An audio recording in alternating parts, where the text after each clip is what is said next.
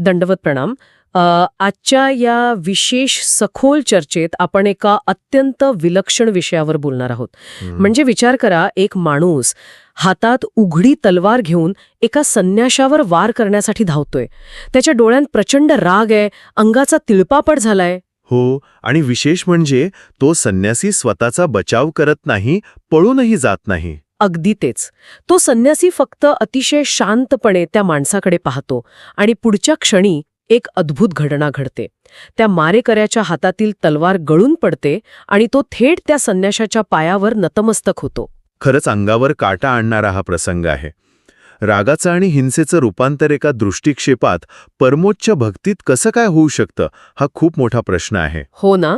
आणि म्हणूनच महानुभाव पंथ आणि श्री चक्रधर स्वामी यांच्या विचारांवर आधारित आजच्या या चर्चेत आपण माधव भट वरंगलकर यांच्या असीम भक्तीची आणि बलिदानाची ही कथा उलगडणार आहोत. म्हणजे आज आपण फक्त कथाने ऐकणार आहोत. नक्कीच नाही. या स्रोतांच्या आधारे आपण मानवी मन, समाजाचा संकुचित दृष्टिकोन आणि खऱ्या आध्यात्मिक ओढीची म्हणजे ती प्रेमविद्या कशी काम करते यावर सविस्तर बोलणार आहोत. अगदी. आणि मला वाटतं आपण थेट आंध्र प्रदेशातील वरंगल येथे जाऊया. कारण या संपूर्ण घटनाक्रमाची सुरुवात श्री चक्रधर स्वामींच्या एकांतात सुरू असलेल्या परिभ्रमणातून होते. बरोबर. जेव्हा आपण या घटनाक्रमाचं विश्लेषण करतो ना, तेव्हा आपल्याला केवळ दोन व्यक्तींमधील संवाद दिसत नाही, तर जगाच्या नजरेतून दिसणारी भौतिकता आणि भक्ताची निखळ आध्यात्मिक ओढ यातील मोठा संघर्ष दिसतो. आणि समाजाचे गैरसमज एखाद्या निष्पाप माणसाची कशी क्रूर परीक्षा घेतात हे सुद्धा यातून समोर येतं. तर सुरुवात कशी होते? श्री चक्रधर स्वामी एकाकी परिभ्रमण करत भिक्षा मागत वरंगल गावाबाहेर येतात. हो, आणि तिथे त्यांना माधव भट नावाच्या एका ब्राह्मणाचे घर लागते.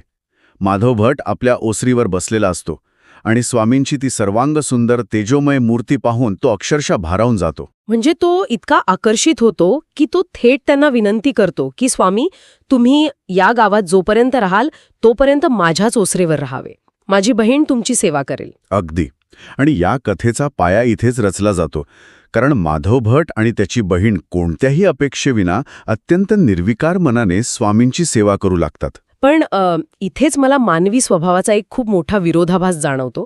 म्हणजे बघा ना, कोणतीही अपेक्षा न ठेवता केलेली सेवा समाजाला कधीच पचनी पडत नाही. खरंय. आणि त्यामागे एक ठराविक मानसशास्त्र आहे बरं का. जेव्हा समाज एखाद्या गोष्टीकडे पाहतो तेव्हा तो आपल्या स्वतःच्या अनुभवांच्या आणि मर्यादांच्या चौकटीतूनच त्याकडे पाहत असतो. म्हणजे समाजाला निर्विकार अवस्था म्हणजे काय हेच माहिती नसतं. अगदी बरोबर. आता बघा, स्वामी तरुण आहेत, माधव भटाची बहिणीही तरुण आहे. ते दोघेही एकाकी ठिकाणी राहून एवढी सेवा करत आहेत हे पाहून गावकऱ्यांच्या मनात संशयाचं जाळं विणलं जाते. हो, कारण कोणत्याही हेतूविना केवळ ईश्वरी तत्वाची सेवा करणे हे सामान्य माणसाच्या आकलनापलीकडचे असते. नक्कीच. त्यामुळे लोकांचा असा समज होतो की हे दोघे नक्कीच शारीरिक सुखाचा उपभोग घेत असावेत. ते माधव भटाचा उपहास करू लागतात, त्याला नावे ठेवू लागतात. मला वाटतं इथं समाज हा एखाद्या वेड्यावाकड्या आरशासारखा वागतो. म्हणजे जर आरसाच मुळात वेडावाकडा असेल तर त्यात दिसणाऱ्या प्रतिबिंब कधीच सरळ आणि स्पष्ट असूच शकत नाही. खूप छान उदाहरण दिलं तुम्ही. पिवळा चष्मा घातल्यावर सगळंच पिवळं दिसतं तसंच काहीसं हे आहे. हो ना. ज्यांच्या मनात भौतिक आणि शारीरिक वासनांचेच विचार आहेत त्यांना दुसऱ्याच्या मनातील निष्काम भक्ती कशी दिसणार? पण मला एका गोष्टीचं नवल वाटतं.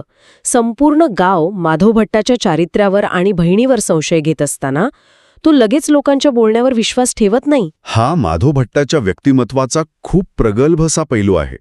त्याच्या जागी दुसरा कोणी असता तर त्याने केवळ अफवांवरून घरात कलह निर्माण केला असता. हो ना. तो आजच्या काळात खूप दुर्मिळ आहे. तो ठरवतो की जोपर्यंत मी स्वतःच्या डोळ्यांनी पाहत नाही तोपर्यंत मी खरे मानणार नाही. बरोबर. पण मानवी मनाचे एक वैशिष्ट्य आहे की एकदा का संशयाचे बीज पेरले गेले की ते पूर्णपणे पुसून टाकणे कठीण असते. समाजाच्या दबावामुळे त्याच्या मनात कुठेतरी एक अस्वस्थता निर्माण झाली होती. आणि म्हणूनच तो सत्याची शहानिशा करण्यासाठी लपून पाहण्याचा ठरवतो. आणि मग तो प्रसंग घडतो ज्याचा आपण सुरुवातीला उल्लेख केला, तो धाब्यावरील प्रसंग. हो, तोच तो टर्निंग पॉइंट. एके दिवशी माधव भट छतावर म्हणजे धाब्यावर लपून खाली ओसरीवर चाललेली घडामोड पाहत असतो. आणि तिथे त्याचे डोळे उघडण्यासाठी काही गावकरीही जमलेले असतात. खाली स्वामी झोपलेले असतात आणि माधव भटाची बहीण अत्यंत भक्तिभावाने त्यांचे पाय चेपत असते. आणि पाय चेपता चेपता चुकून तिचा डोळा लागतो, तिचं मस्तक स्वामींच्या पायावर पडतंय आणि ती तशीच झोपी जाते. बापरे.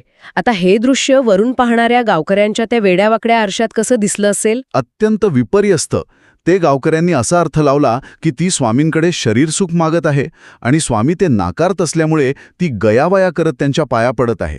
आणि हे ऐकूही माधव भटाचा संयमाचा बांध फुटतो. अंगाचा तिळपापड होतो आणि तो स्वामींना मारण्यासाठी थेट तलवार घेऊन खाली धावतो. हां, या कथेतील सर्वात उत्कंठावर्धक आणि अस्वस्थ करणारा बिंदू आहे. माधव भट रागाच्या भरात स्वामींवर तलवार उगारतो. पण थांबा, इथं मला थोडं थांबून यामागचं विज्ञान किंवा ते मेकॅनिझम समजून घ्यायचंय, कारण हे सामान्य मानवी तर्काला अजिबात धरून नाही. कोणती गोष्ट? म्हणजे जो माणूस तुम्हाला मारायला तलवार घेऊन येतोय त्याला शिक्षा देण्याऐवजी किंवा स्वसंरक्षण करण्याऐवजी स्वामी थेट आध्यात्मिक ज्ञान देतात. अगदी. स्वामी कोणताही प्रतिकार करत नाहीत. ते शांतपणे आपल्या चेहऱ्यावरील वस्त्र काढतात आणि अतिशय कृपादृष्टीने माधव भटाकडे पाहतात आणि त्या दृष्टिक्षेपातून ते त्याला प्रेमविद्या संक्रमित करतात. पण हे घडतं कसं? रागाचं उत्तर कृपेने देणे आणि त्याने समोरच्याचा राग एका सेकंदात नाहीसा होणं हे केवळ एका चमत्कारासारखं वाटतं. गुरु हे शिष्याच्या बाह्यकृतीकडे पाहत नाहीत, तर त्या कृतीमागील अज्ञानाकडे पाहतात. अच्छा, म्हणजे त्यांना त्याच्यातला मारेकरी दिसत नाहीये, तर एक अज्ञानी जीव दिसतोय. अगदी बरोबर. समाजाच्या संशयामुळे दिशाहीन झालेला माणूस. आता प्रेमविद्या म्हणजे काय हे पाहू. प्रेमविद्या ही केवळ एक माहितीची देवाणघेवाण नाहीये. मग ती नक्की काय आहे? ती एक अशी ऊर्जा आहे जी थेट मानवाच्या अस्तित्वावर, त्याच्या जाणीवेवर आघात करते.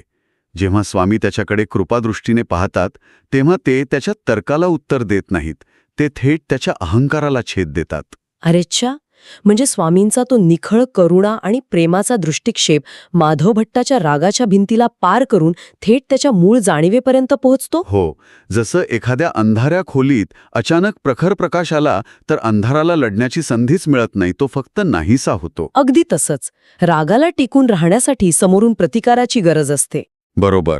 समोरून पूर्णपणे निर्विकार करुणा आली की रागाचे अस्तित्वच संपते.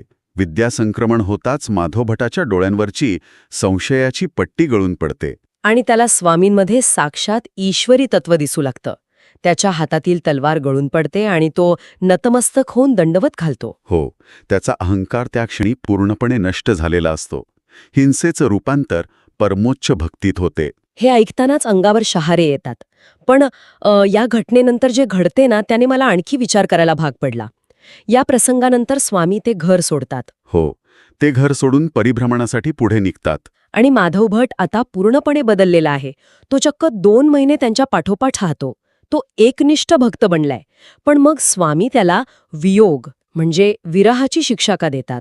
हा खूप महत्वाचा प्रश्न आहे. त्यांनी माधव भटाला पलीकडच्या गावात राहायला सांगितलं. तेच ना, जर त्याला ज्ञानप्राप्त झाले होते, तो पूर्णपणे शरण आला होता, तर मग त्याला स्वतःपासून दूर ढकलण्याचं कारण काय?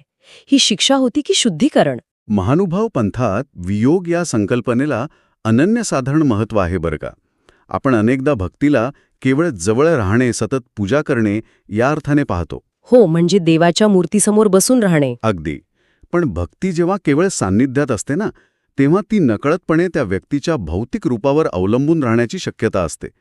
माधव भटाने स्वामींवर तलवार उगारली होती, हा केवळ दोष नव्हता. मग तो काय होता? ती त्याच्या आत असलेल्या भौतिक आणि तार्किक विचारसरणीची ओळख होती.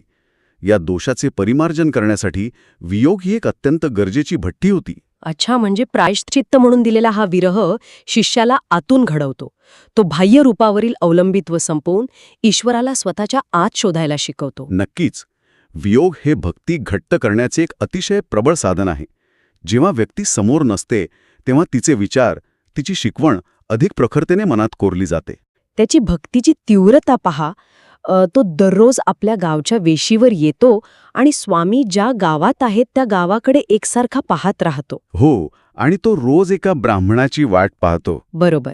स्वामींच्या गावातून भिक्षा मागायला येणाऱ्या एका कडूवृत्तीच्या ब्राह्मणाला तो रोज न चुकता अडवतो आणि काय विचारतो? तुमच्या गावी गौरमूर्ती, लंबकर्ण आणि विशाल नेत्र असलेले पुरुष आहेत का? ते सुखरूप आहेत का? आणि जेव्हा तो ब्राह्मण होकार देतो तेव्हा केवळ ते सुखरूप आहेत हे ऐकून माधव भटाच्या डोळ्यांतून अश्रू वाहू लागतात. तो नुसत्या आठवणीने भारावून जातो. पण इथे मला त्या भिक्षा मागणाऱ्या ब्राह्मणाची मानसिकता खूप अस्वस्थ करणारी वाटते. तो रोज माधवभटाला रडताना पाहतो आणि पुन्हा एकदा तो वेडावाकडा आरसा इथे काम करू लागतो. अगदी खराय. तो ब्राह्मण विचार करतो की स्त्री पुरुषांमधील आकर्षण समजण्यासारखं आहे, पण एका पुरुषाला दुसऱ्या पुरुषाबद्दल एवढी ओढ असणे हे मोठे नवल आहे. म्हणजे तो ब्राह्मण पुन्हा एकदा भक्तीला भौतिक तराजूत तोडण्याची चूक करत होता. त्याला त्या अलौकिक प्रेमाला समजूच शकत नव्हते. त्याला ती केवळ एक विचित्र शारीरिक किंवा भावनिक ओढ वाटते. त्याला त्या प्रेमविद्येचा किंवा गुरु शिष्याच्या अथांग प्रेमाचा थांग पत्ताच नव्हता. आणि याच अज्ञानातून किंवा कुतूहलातून तो एक असा निर्णय घेतो जो या कथेला अत्यंत दुःखद शेवटाकडे घेऊन जातो. तो माधव भटाची परीक्षा घेण्याचं ठरवतो. मानवी मनाची ही एक अत्यंत गडद बाजू आहे बघा. दुसऱ्याच्या तीव्र भावनांचे गांभीर्य न ओळखता त्याला केवळ एक खेळ समजणे ही एक प्रकारची विकृतीच आहे. हो, त्याला ती एक खोडसाळ थट्टा वाटते. तो ब्राह्मण ठरवतो की उद्या आपण माधवभटाला स्वामींच्या मृत्यूची खोटी बातमी सांगून पाहूया. आणि मग तो काय करतो ते पाहू. बापरे, त्याला वाटले असेल की माधवभट जास्तीत जास्त थोडा रडेल, दुखी होईल. पण या एका खोट्या वाक्याचा परिणाम काय होणार आहे याची त्याला पुसटशी ही कल्पना नव्हती. आणि दुसऱ्या दिवशी तो ब्राह्मण भिक्षा मागायला येतो. माधवभट रोजच्याप्रमाणे अत्यंत आशेने स्वामींचे कुशल विचारतो. तेव्हा तो ब्राह्मण अगदी सहजपणे खोटे सांगतो की अरे रे, तुम्हाला माहीत नाही का, ते पुरुष सर्पदंशाने निधन पावले. आणि हे ऐकल्यावर माधव भटाला यावर विश्वासच बसत नाही. तो 3 वेळा त्या ब्राह्मणाला विचारतो, हे सत्य आहे का? हे सत्य आहे का? आणि तो निर्दयी ब्राह्मण 3ही वेळा अत्यंत निर्ढावलेल्या मनाने होय असेच उत्तर देतो.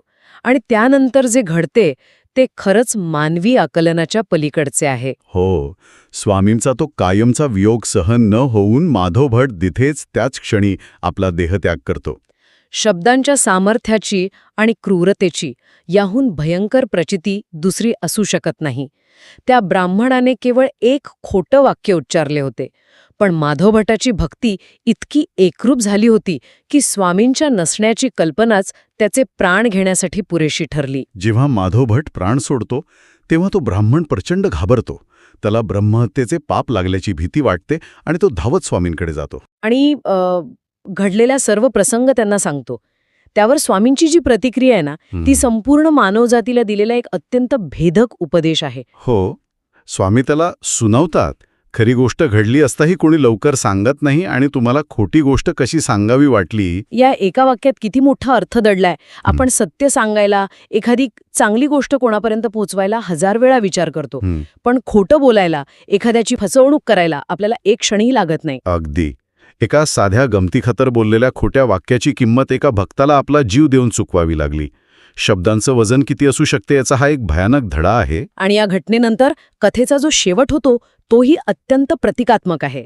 स्वामी केवळ उपदेश करून थांबत नाहीत. नाही, ते स्वतः कुदळ आणि टोपले हातात घेतात आणि त्या ब्राह्मणासोबत जाऊन गावाच्या शिवेवर माधव भटाचा निक्षेप करतात, म्हणजे त्याला दफन करतात. म्हणजे साक्षात ईश्वराने, स्वतः गुरुने आपल्या भक्ताचे शेवटचे संस्कार करणं हे त्या बलिदानाचे सर्वोच्च फळच मानले पाहिजे. नक्कीच. महानुभाव पंथाच्या दृष्टिकोनातून माधव भटाची भक्ती भौतिक जगात जरी हरलेली वाटत असली तरी आध्यात्मिक पातळीवरती कायमची अमर झाली. प्रेमविद्या आणि वियोग या दोन्ही अग्निदिव्यातून माधवभट ताऊन सुलाखून बाहेर पडला. एक अज्ञानी माणूस जो राग आणि संशयाच्या आहारी जाऊन तलवार घेतो, तो केवळ एका कृपादृष्टीने बदलतो. आणि शेवटी भक्तीच्या अशा शिखरावर पोचतो जिथे गुरुच्या विरहाच्या नुसत्या कल्पनेने तो देह ठेवतो. या संपूर्ण प्रवासात समाज, त्यांचे गैरसमज, संशयाचा वेडावाकडा आरसा आणि एका खोट्या शब्दाची ताकद या सर्व गोष्टी आपल्याला अंतर्मुख करतात. या चर्चेतून आपण हे नक्कीच शिकतो की भक्ती ही केवळ देवळात जाणे किंवा पूजा करणे इथपर्यंत मर्यादित नसते. ती एक अशी अवस्था आहे जिथे तुमची नाळ इतकी घट्ट जोडली जाते की बाह्य जगातील कोणतेही गैरसमज ती तोडू शकत नाहीत. उलट विरहासारख्या गोष्टी त्या नात्याला अधिकच बळकट करतात. आणि शेवटी श्रोत्यांसाठी मला एकच प्रश्न विचारायचा आहे. आजच्या या माहितीचे आणि गैरसमजांच्या अतिवेगाच्या जगात आपणही अनेकदा समाज माध्यमांवर किंवा प्रत्यक्ष आयुष्यात एखाद्याच्या खऱ्या हेतूवर शंका घेऊन हाती शब्दांच्या तलवारी उगारत असतो का? खूप महत्वाचा विचार आहे हा. आपणही त्या भिक्षा मागणाऱ्या ब्राह्मणासारखे आपल्या कुतूहलापायी बोललेल्या खोट्या गोष्टी एखाद्याच्या आयुष्यावर किती जीव घेण्या ठरू शकतात याचा विचार करतो का? माधव भट व रंगलकर यांची ही भक्ती आपल्याला भौतिक दृष्टिकोनाच्या पलीकडे जाऊन माणसाकडे पाहण्याचं आव्हान देते. शब्दांचे वजन ओळखायला शिकूया आणि स्वतःच्या संशयाच्या आरशातून जग पाहणं थांबूया. याच विचारासोबत आज आपण इथेच थांबूया. दंडवत प्रणाम. दंडवत प्रणाम.